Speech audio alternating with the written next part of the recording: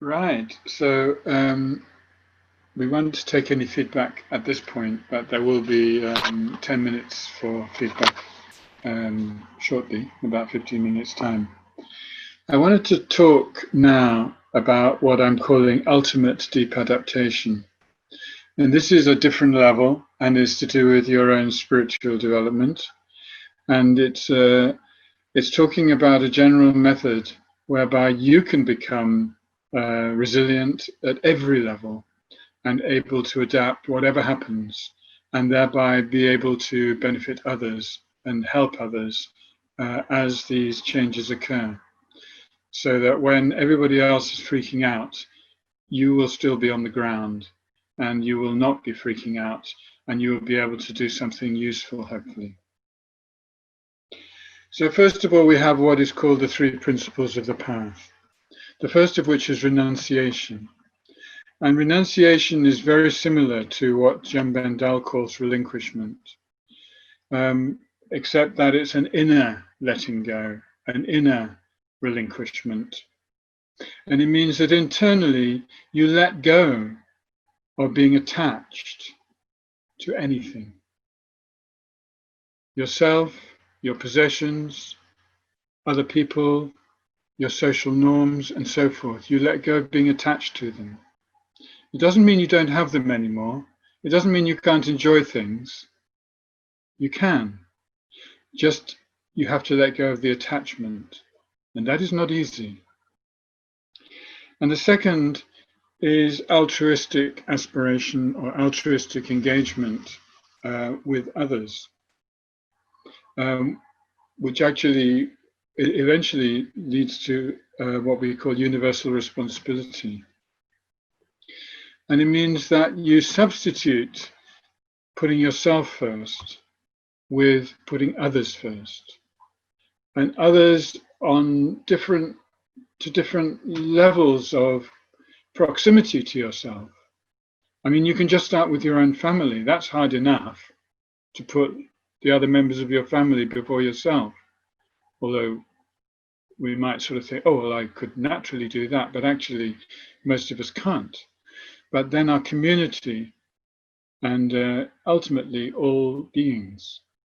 And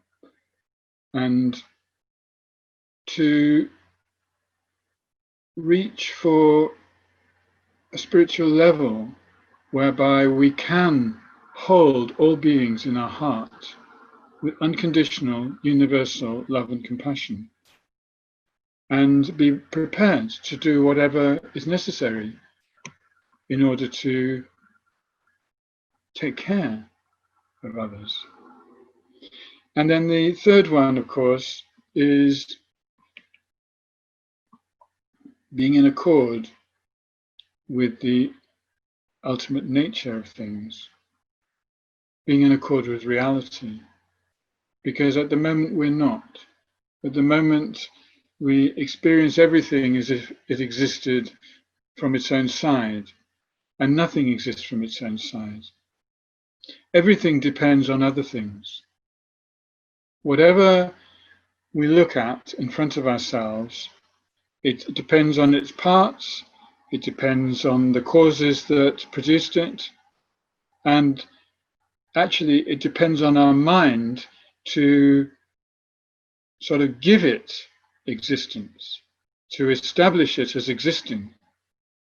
And so without depending on those things, parts, causes, and our mind, that thing has no objective existence whatsoever.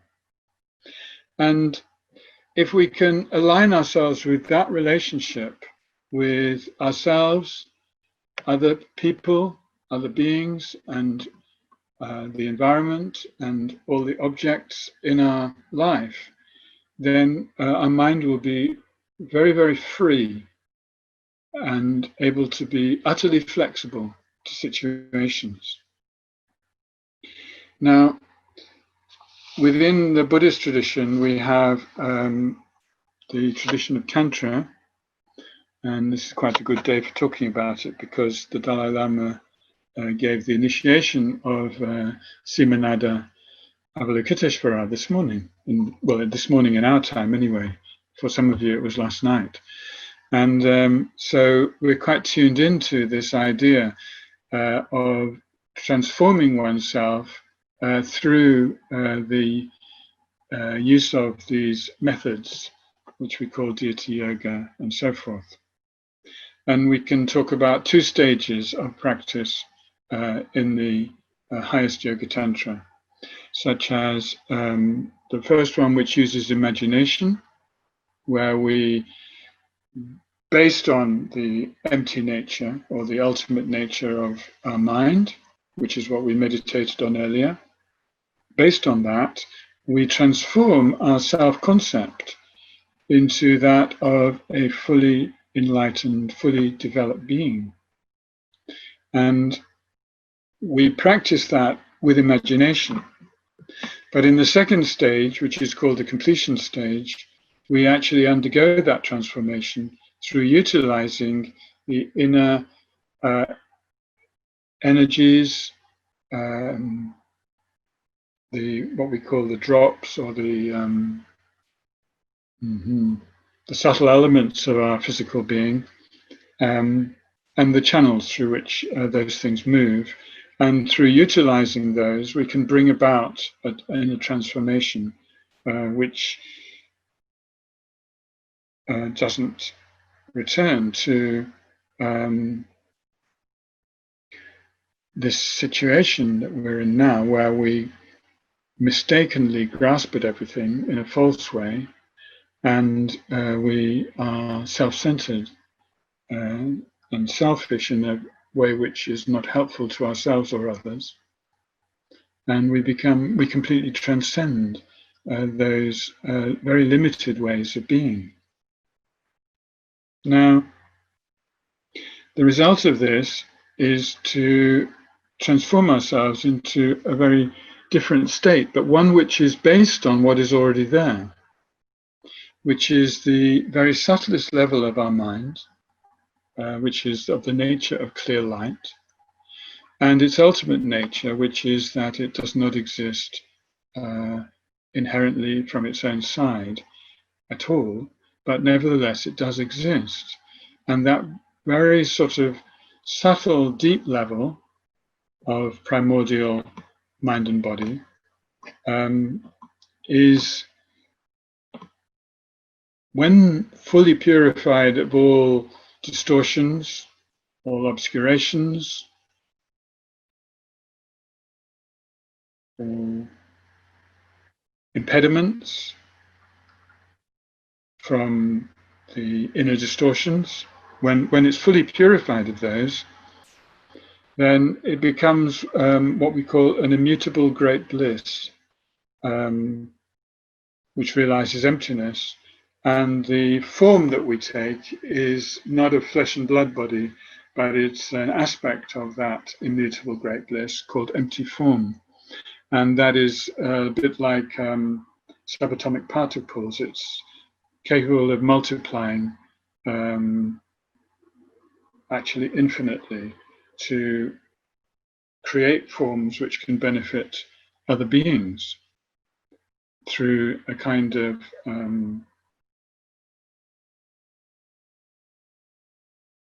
clairvoyant or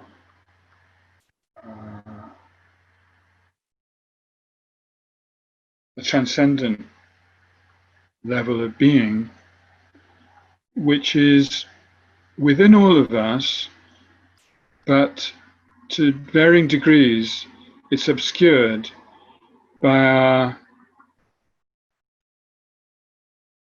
addictions and commitments to a kind of false reality, and a reality which is actually full of trouble for ourselves and others. Of course, we are part of the world, and so it's not like we should sort of disappear from it in some way, but we need to find a way of being in the world which is pure. There's an image for this, which is the lotus, which grows from filth, or mud. And yet the lotus itself is completely unblemished. It's completely unstained. And that is the potential in each of us from the filth or the mud of our sort of distorted and distorting mind is to grow this purity which is already there in its essential nature. Now, through this kind of path, which is available in this world, this isn't something fanciful, this is a tradition which is available, which goes back to the Buddha, and which is still alive today, and which we can practice. So through this tradition, which we can approach in whatever way suits our personal disposition, and to whatever degree we are personally capable of, through this, we can enable total deep adaptation. Remember, deep adaptation is resilience, relinquishment, restoration, and reconciliation. It's a kind of transformation. Remember, we started with talking about outer deep adaptation, which is where we transform the social structures and our relationship with the environment and with society. And then we talked about inner deep adaptation, which is about looking after our health, our well-being, our general sort of good state of mind. But here we're talking about ultimate deep adaptation, which is to actually achieve eventually a fully purified state, which is totally immutable and totally resilient to whatever happens, and also with that total capacity to help others, which is the main objective here. Because with society going through collapse and facing all these challenges from the barbarian Dharma, which we spoke about in the first week, and of course we've just seen it manifest in the United States, haven't we? I mean, it's just absolutely horrific. We're not talking about something a long time ago, we're talking about something now. But in order to sustain ourselves and be able to help others through these times, we need the greatest possible deep adaptation within ourselves. And so that's why I'm talking about this level of ultimate deep adaptation. And why is it total? First of all, it goes beyond life and death. It has no fear of personal extinction. No fear at all. It doesn't even have fear of universal extinction, because extinction is simply a moment in the continuum which goes beyond life and death. And at the level of the ultimate deep adaptation, one is completely attuned to that. It doesn't mean you don't try to save life, including your own. Of course you do, but not with the kind of desperation which actually is very painful. It goes beyond war and peace in the sense that whether the world is at war or at peace, and right now it's a sort of a bit of a mixture, isn't it? But let's say there's a third world war. What are we going to do? Commit suicide? Or hide? Or are we going to be there to help others? Like some of those courageous people in the hospitals in Syria in the last few years who stayed there in order to take care of people. It's incredible what the human being is capable of. In other words, to go beyond selfish ego protection, which, you know, it's understandable that people want to protect their ego. It's like, you know, it's the last refuge, isn't it? Before you give up hope. But no, you can go beyond that. You can go beyond that, where you don't need that. You don't need that, because you actually recognize that what you're holding on to doesn't exist at all anyway. It's just a kind of a falsity. And then the other thing is universal unconditional compassion. That means having compassion for the people who you completely disagree with, and for the people who really caused all the trouble. Compassion for the police officer who was kneeling on his neck and stopping him breathe. You know? We don't just have compassion for the victim. Universal unconditional compassion includes everybody, because everybody is caught up in suffering, and everybody's suffering matters. So then, taking responsibility. The word responsibility seems so heavy, but I'm not talking about something which is such a burden that you can't carry it. Because when you're liberated through recognizing the ultimate reality that things don't have any inherent existence whatsoever, then responsibility is not a weight at all. There is nothing heavy to carry. It's just a pleasure to feel that one is committed to all beings, to do whatever it takes, to do whatever one can for them, to benefit them.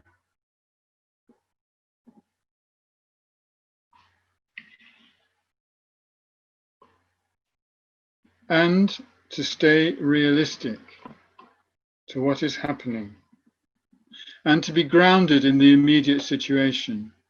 Some of what I've said might sound like sort of getting a bit carried away and sitting somewhere else out in outer space. I'm not talking about that. I'm talking about finding a way to be still here and now with the world as it goes through this crisis. And when I say this crisis, I mean this long-term crisis, which is going to be the rest of our lives and probably our next life as well. We don't know how long it's going to last. But to be there on the ground with people, doing whatever one can do. Okay, that's the purpose. And that is what I'm talking about. And that is what I mean when I say ultimate deep adaptation. Okay, I'm going to stop talking. And we have, what time? Yeah, we've got some time, maybe about 10 minutes, if possible. To anybody want to share something? You just need to put your hand in the air, and then we can unmute you, or you can unmute yourself, and you can share something. It could be something that you want to tell everybody, or it could be a question. It's up to you. Yeah, Roy.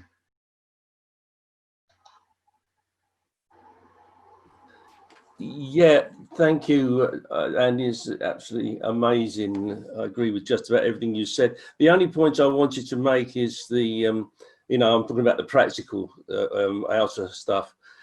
It may be that we don't have to be so absolute in what we change. I think the corona crisis is going to bring us to a point where we're going to have to completely think again about how we organise society. And it's the attitude of mind that you're describing so clearly. It's this inner motivation of compassion and kindness. Whatever we are dealing with, if we deal with it with that motivation, then we will recreate a world which may have some more of the new stuff in it, but with a completely different way of doing things and looking at things and working with each other. I don't know how you feel about that, but that was what I felt as I was listening to you. I feel very good about it, Roy, and because I've just been, I'm in the process of reading 2 of your books, and that's the point of your books, yeah. And I feel very comfortable with your perspective, so thank you for sharing it. Okay, who else would like to say something?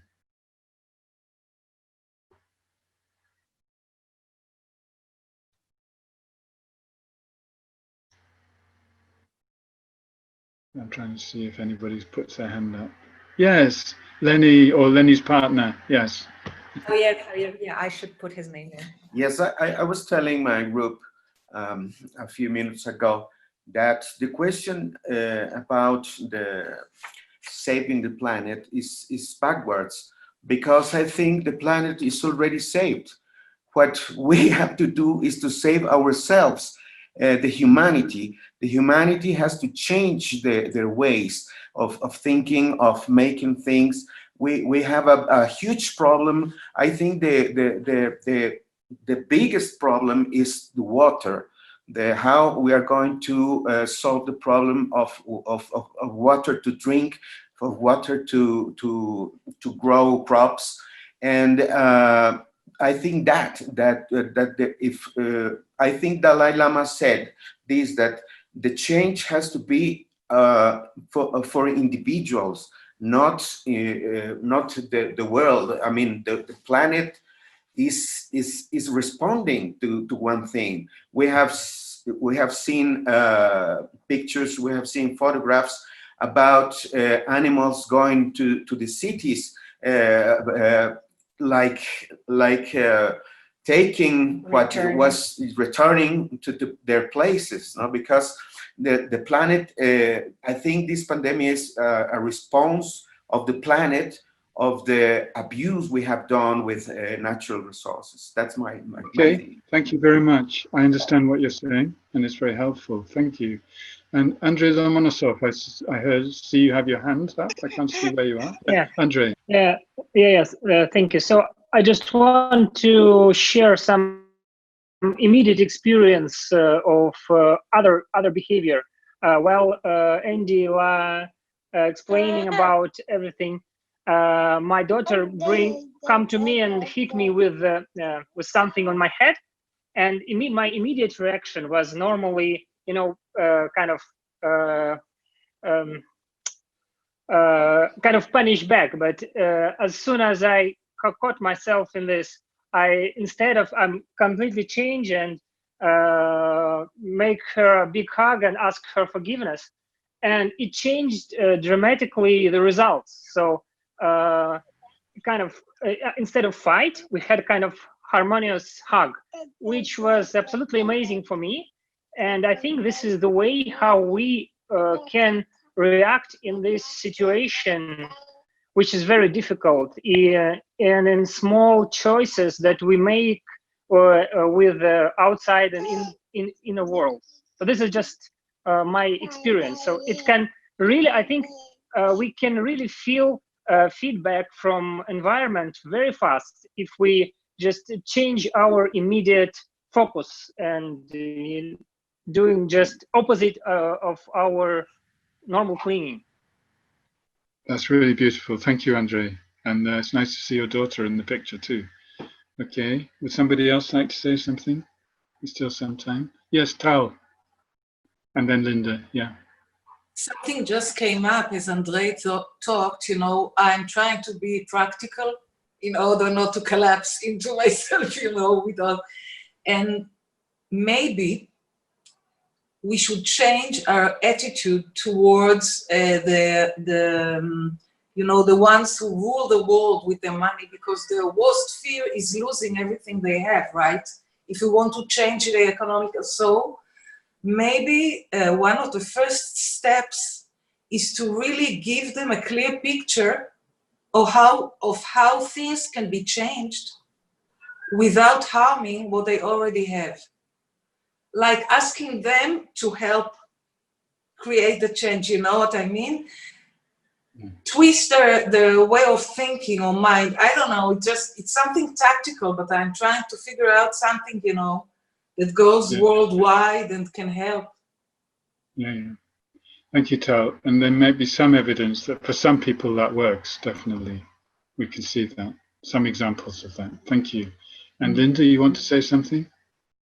Did you put your hand up, Linda? Oh, she's frozen. Okay. Yeah. Okay. Well, you see so many the media's, whatever the media is doing, but we all have these little phones in our hand, and often it's used to record violence, and you never really see an awful lot of positive messages. Like, it would be really nice if we could use our phones just to record the simple interactions, the human heart interactions every day, and just flood the internet with this. because people need to see by example. And when we're all in our lockdowns and are separated, this is such a great platform because we've seen how we can connect. I don't know, it just came to mind. It's a simple way we can connect just by seeing more positive human interaction from the heart. Thank you. Yeah, that's really good. Yeah. Yeah. And that also fits with what one or two other people have said, that whatever changes need to be made, it's not in the future. We start doing it now. And we have to remove the fear of each other. Right. Because what a lot of it is based on is fear of not knowing each other, fear of approaching each other. Even if we can just film people approaching each other with decency, you know. Okay, thank you, everybody. I think I'm looking at the time, and it's approaching the end of our time for this session. And so I'm going to pass it back to Shan for the final short meditation. And